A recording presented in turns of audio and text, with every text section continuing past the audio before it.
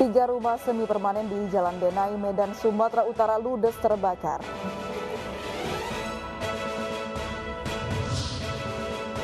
Video korban jambret terseret motor di Bandung, Jawa Barat viral di media sosial.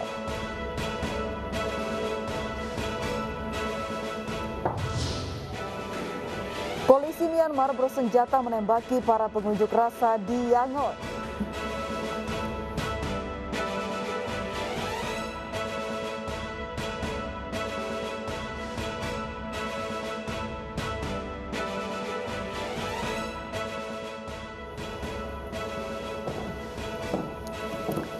Halo, selamat malam pemirsa. Presiden Joko Widodo mencabut Peraturan Presiden Nomor 10 Tahun 2021 tentang bidang usaha penanaman modal minuman keras. Keputusan ini diambil Presiden Jokowi setelah menerima masukan dari tokoh agama dan beberapa ormas. Bersama saya Aprilia Putri, inilah Ayu Semalam selengkapnya.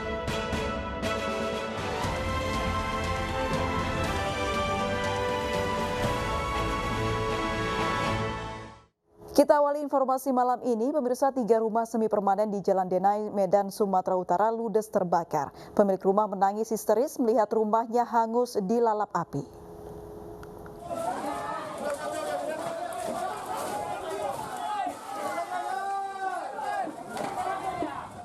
Warga Jalan Denai, Medan, Sumatera Utara bahu-membahu memadamkan api dengan alat seadanya sebelum petugas pemadam kebakaran tiba.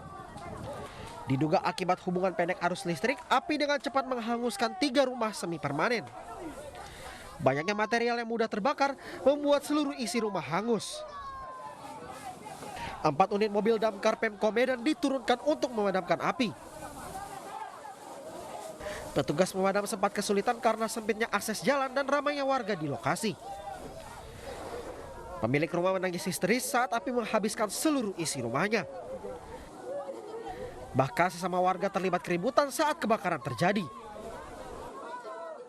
Bukan awal kita hanya dengar informasi segelintingan dari listrik. Kira-kira kerugiannya berapa? Kerugian itu belum kita dapat, Pak. Masih kita data lagi. Tidak ada korban jiwa dalam peristiwa kebakaran ini, namun kerugian material diperkirakan mencapai ratusan juta rupiah.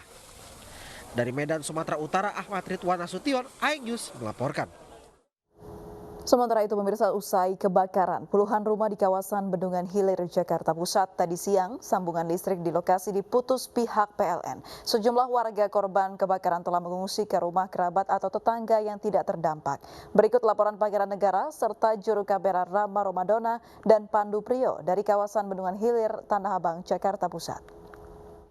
Pemirsa, saat ini warga di wilayah Bendungan Hilir, tepatnya di sekitaran Jalan Administrasi Negara 1, Jakarta Pusat, sudah berhasil membuat sebuah lampu penerangan sementara pasca peristiwa kebakaran yang melanda wilayah Bendungan Hilir, Jakarta Pusat, dan menghanguskan kurang lebih sekitar 21 petak rumah kontrakan pada Selasa siang tadi. Saat ini mayoritas di antara warga yang menjadi korban daripada musibah kebakaran tersebut sudah mengungsi ke rumah kerabat dan juga tetangga mereka yang memang tidak terdampak dari musibah kebakaran. Dan dari informasi yang kami dapatkan memang setidaknya ada lebih dari 80 hingga 100 orang yang terpaksa harus kehilangan tempat tinggal mereka, sebagaimana yang kita ketahui bersama pada Selasa siang. Rumah kontrakan sebanyak 21 petak tersebut terbakar secara tiba-tiba. Belum diketahui secara pasti apa yang menjadi penyebab utama timbulnya titik api. Namun ada dua dugaan sementara yang saat ini mencuat ke permukaan, yakni dugaan pertama ialah karena korsleting listrik, dan dugaan yang kedua adalah karena ada kebocoran gas dari salah satu rumah kontrakan. Saat ini kondisi di tempat kebakaran gelap karena memang dimatikan oleh pihak PLN, namun warga tadi sempat membuat lampu penerangan sementara untuk membuat lingkungannya ini terang seperti itu. Dan sejauh ini informasi yang kami dapatkan, kebanyakan warga sudah mendapatkan bantuan dari relawan ataupun dari pihak pemerintah setempat kerabat mereka.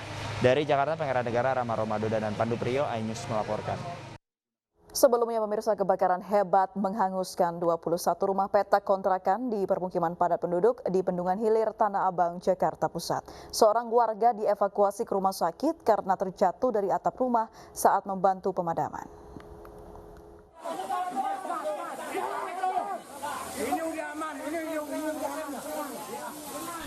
Dibantu warga, petugas pemadam kebakaran berupaya memadamkan api yang menghanguskan puluhan rumah kontrakan di Bendungan Hilir, Tanah Abang, Jakarta Pusat. Pemadaman difokuskan pada bangunan rumah yang masih terbakar agar tidak semakin meluas. Dugaan sementara, api berasal dari arus pendek listrik di salah satu rumah kontrakan. Api berhasil padam setengah jam kemudian.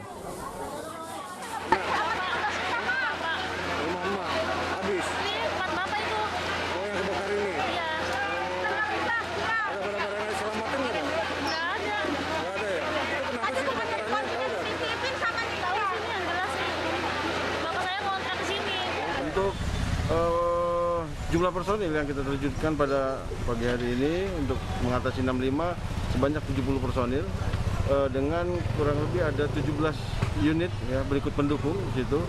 Dan untuk objek yang terbakar ini rumah-rumah kontrakan di mana di lantai atas itu ada 14 kamar dan di lantai bawahnya ada 7 kamar. Itu Pak. Ya, terima kasih Pak. Penyebab sementara sendiri Pak apa Pak? Ini masih kita selidiki, mungkin dugaan sementara korsleting listrik ya. Sementara itu, salah satu warga terluka setelah terjatuh dari atap rumah saat membantu proses pemadaman. Korban kemudian dievakuasi ke rumah sakit terdekat untuk mendapatkan perawatan. Dari Jakarta, Rani Sanjaya, iNews melaporkan. Gunung Sinabung di Kabupaten Karo, Sumatera Utara kembali erupsi dan mengeluarkan guguran awan panas sejauh 5.000 meter. Warga dihimbau untuk menjauh dari zona merah Gunung Sinabung.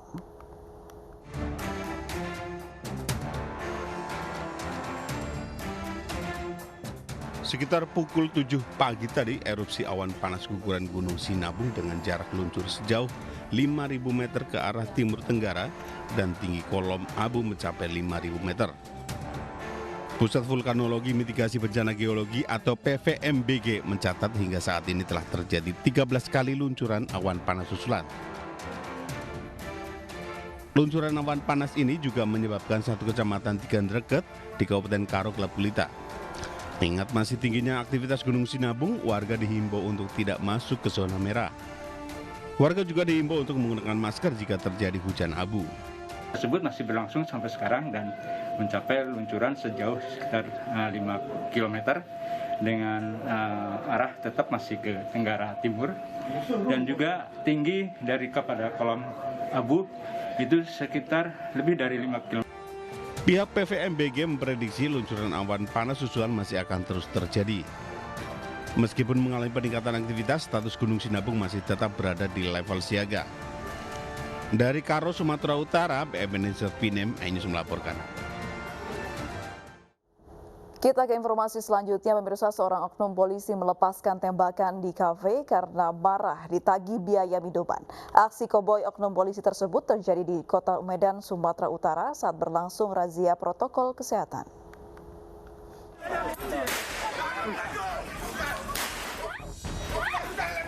Suara tembakan dari salah seorang oknum petugas kepolisian bukan untuk membubarkan massa, melainkan diduga sebagai pelampiasan amarah karena diduga tidak mau membayar tagihan minuman keras yang ditenggaknya.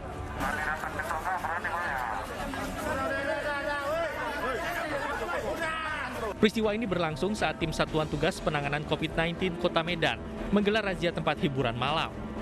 Tidak ada korban jiwa dalam peristiwa penembakan yang terjadi di tempat hiburan De Tonga, Jalan Sei Belutu, Kecamatan Medan Baru, Sumatera Utara ini.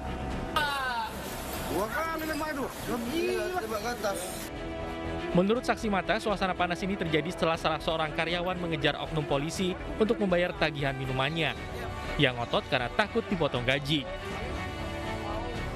Mapolda Sumatera Utara dan Polres Binjai berjanji memeriksa oknum polisi berinisial MJ berpangkat brigadir. Kita sampai sekarang belum mengetahui informasi, tapi kalau ada begitu tentu tidak boleh. Kalau kita ketahui orangnya, nanti kita sampaikan ke Propam supaya itu diselidiki.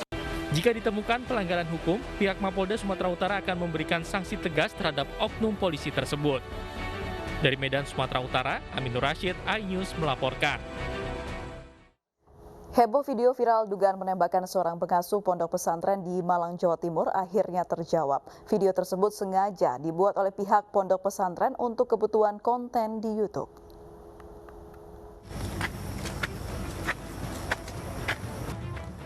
Fakta video viral tentang dugaan penembakan terhadap seorang pengasuh pondok pesantren di Malang, Jawa Timur akhirnya terkuak. Usai mendatangi langsung Ponpes Thoriqul Jannah di Desa Babatan, polisi memastikan video tersebut merupakan hoax. Video sengaja dibuat oleh pihak Ponpes untuk keperluan konten YouTube. Gus Idris yang disebut tertembak pun dalam kondisi sehat tanpa luka sedikit pun. Sekali lagi bahwa di konten yang trending viral di situ tidak ada unsur penembakan sama sekali. Dan yang terakhir, dari peristiwa itu semua kejadian pasti bisa kita ambil ibrah, bisa kita ambil hikmah, pelajaran buat kita semua, khususnya saya sendiri, buat pelajaran bagi saya sendiri, buat teman-teman semuanya yang menyaksikan. Ini menjelaskan bahwa sebenarnya Gus Idris ini tidak pernah tertembak, kemudian juga tidak mengalami luka apapun juga, dan yang mereka lakukan ini murni adalah konten dari sebuah cerita berseri yang dibuat untuk kepentingan YouTube. Saat ini pihak kepolisian masih melakukan pendalaman apakah kasus ini akan diproses secara hukum atau tidak. Dari Kabupaten Malang, Jawa Timur, Saif Hajarani, iNews melaporkan. Ya, sebelumnya pemirsa, video seorang pengasuh pondok pesantren di Malang yang tertembak viral di media sosial. Sejumlah kejanggalan ditemukan oleh warganet dalam video tersebut.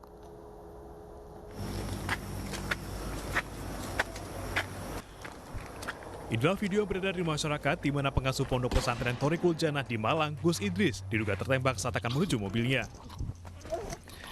Selain tersebar di masyarakat melalui aplikasi pesan singkat, video ini juga diunggah oleh akun YouTube Gus Idris Official. Bahkan setelahnya, menyusul video kesaksian dan analisis yang dikeluarkan oleh pemuda-pemuda yang diduga santri Gus Idris. Kita juga akan melihat sejelas-jelas mungkin itu, karena kemarin waktu kita di lokasi langsung itu juga kan kita nggak terlalu memperhatikan juga. Kita di situ waktu itu kan semua panik akan keselamatan Gus Idris.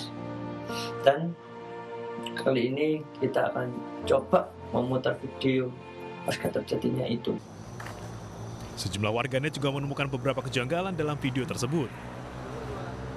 Sebelum diduga tertembak, di bagian dada baju Gus Idris sempat terlihat sudah ada bagian berwarna merah seperti darah. Sedangkan beberapa saat sebelumnya, saat berjalan, bajunya masih terlihat bersih. Tim Liputan iNews melaporkan. Video aksi penjamretan seorang perempuan viral di media sosial. Kami kembali usai jeda berikut ini.